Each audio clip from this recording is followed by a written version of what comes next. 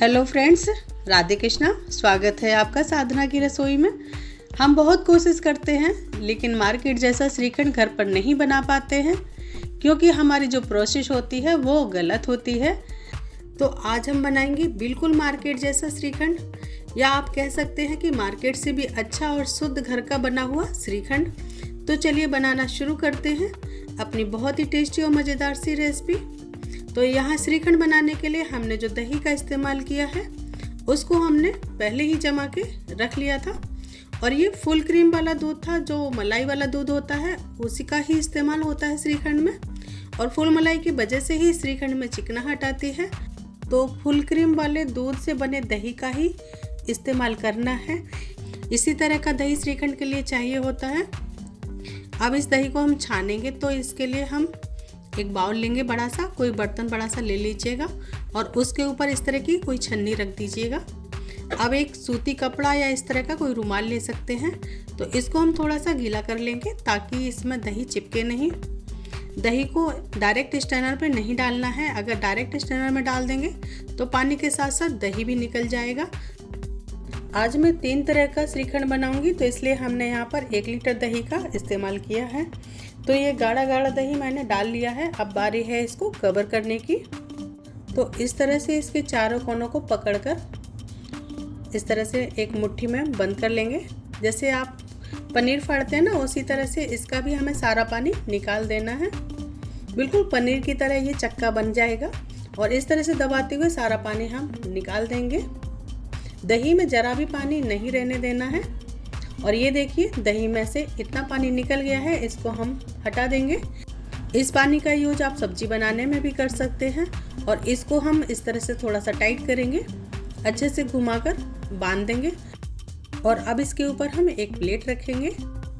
अब इसके ऊपर एक भारी बर्तन रख देना है। तो मैंने यहाँ पर ये पत्थर का खलबत्ता रख दिया है ताकि इसमें जो भी पानी है वो निकल जाए। लेकिन इसको बाहर नहीं रखना है, क्योंकि अगर बाहर रखेंगे तो दही खट्टा हो जाएगा। तो इसको आपको फ्रिज में रखना है, और जब दही का सारा पानी निकल जाए तब भी जाके दही का चक्का बनेगा, मतलब इसका पनीर बनेगा। तो चलिए इसको हम 10 से 12 घंटे के लिए, यानी कि रात भर के लिए फ्रिज में रख देंगे। तो ये देखिए दही को हमने रात भर के लिए फ्रिज में रख दिया था। चलिए अब इसे हम देख लेते हैं। दही का सारा पानी अच्छी तरह से निकल जाना चाहिए, तभी इसका श्रीखंड बनेगा। और ये देखिए एकदम चक्का बन गया है, मतलब दही का पनीर बन गया है। अगर इसके अंदर थोड़ा सा भी पानी रह जाएगा तो इसका श्रीखंड अच्छा नहीं बनेगा। तो इसलिए ये प्रोसेस करना बहुत ज़रूरी है। ये देखिए मैं आपको तोड़कर भी दिखा रही हूँ, एकदम पनीर की तरह हो जाता है। तो चलिए आगे का प्रोसेस शुरू करते हैं। तो इस चक्के को हम वापस इसी छन्नी में रखेंगे और इसको इस तरह से मसल लेंगे। इस प्रोसेस में थोड़ा सा टाइम लगेगा, लगभग 5 से 6 मिनट। और दही से श्रीखंड बनता कैसे है वो मैं आज आपको बताती हूँ। अगर इसमें से घी निकल जाता है दही को फेंटते हुए, उसी को श्रीखंड कहते हैं। ये जो प्रोसेस हम कर रहे हैं इसकी वजह से ही इस दही में से जो फैट रिलीज होगा उसी को श्रीखंड कहा जाता है। ऐसा करने से 3 फायदे होते हैं। पहला फ़ायदा ये कि ये स्मूथ हो जाता है और इसमें कोई लम्स नहीं रहते हैं। और दूसरा, इसमें से फैट जनरेट हो जाता है, घी आ जाता है और श्रीखंड बन जाता है। और तीसरा, बहुत ही ज़्यादा फेंटना नहीं पड़ता है। तो इस सारे दही को छन्नी में से निकाल लेंगे। आप छन्नी की जगह कोई कपड़ा भी यूज कर सकते हैं, कोई सूती कपड़ा ले सकते हैं। और ये देखिए छन्नी से छानने के बाद इसको हमने बड़े बर्तन में ट्रांसफ़र कर लिया है। अब इसे हमें 2 से 3 मिनट और फेंटना है, और इसे एक ही डायरेक्शन में फेंटना है। बहुत ज़्यादा फेंटने की ज़रूरत नहीं पड़ेगी, क्योंकि ऑलरेडी इसमें फैट निकल गया है। और ये देखिए लगभग 3 मिनट हो गए हैं, और ये देखिए ये कितना फ्लफी और बहुत ही स्मूथ और हल्का हो गया है। अब इसमें हम ये 2 चम्मच घर की फ्रेश मलाई डालेंगे। इसको डालने से हमारा श्रीखंड और भी क्रीमी बनेगा। 2 टेबल स्पून मलाई को मैंने छन्नी में रख दिया था ताकि इसका दूध निकल जाए। तो इसको हम एक बार और अच्छे से फेंट लेंगे, करीब 1 से 2 मिनट। तो ये देखिए ये इतना स्मूथ हो गया है। इस तरह से चेक कर लीजिए, अगर ये गिर नहीं रहा है तो मतलब ये परफेक्ट है।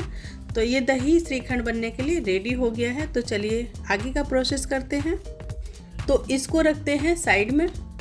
और मैंने यहाँ पर एक कटोरी में 1 बड़ा चम्मच गरम दूध लिया है और इसमें डालेंगे हम केसर। अगर आपके पास है तो ज़रूर डालिएगा। केसर से बहुत बढ़िया कलर आता है। मार्केट में जो मिलता है उसमें कलर डालते हैं, लेकिन हम घर पर बनाते हैं तो कलर से तो हम बच ही सकते हैं। तो चलिए इसको रखते हैं साइड में। और यहाँ मैंने एक आम को काट कर ले लिया है। तो चलिए इसकी प्यूरी बना लेते हैं। और अब इसमें हम 2 चम्मच चीनी डालेंगे और इसको पीस लेंगे।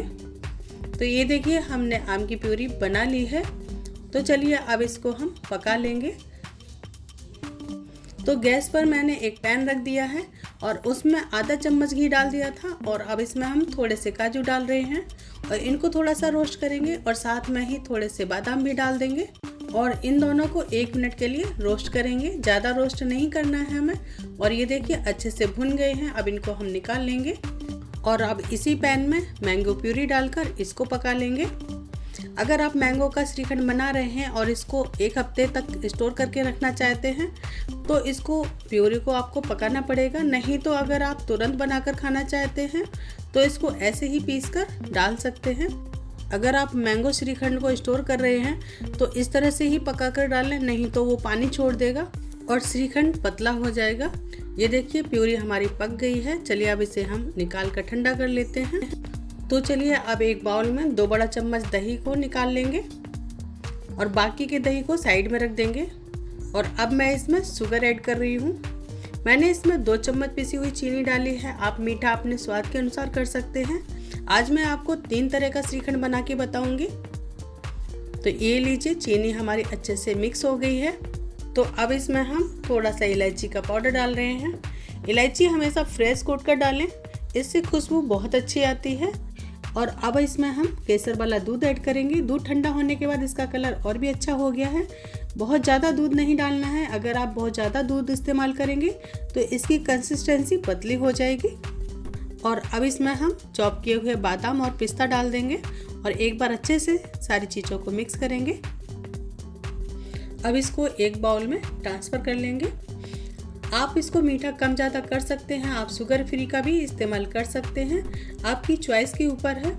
और अब इसके ऊपर बारीक कटे हुए पिस्ते के पीसेस डालेंगे और साथ में ही थोड़े से काजू और बादाम के पीसेस भी लगा देंगे जो हमने ड्राई रोस्ट करके रखे थे।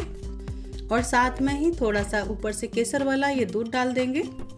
और ये लीजिए तैयार है हमारा केसर पिस्ता श्रीखंड।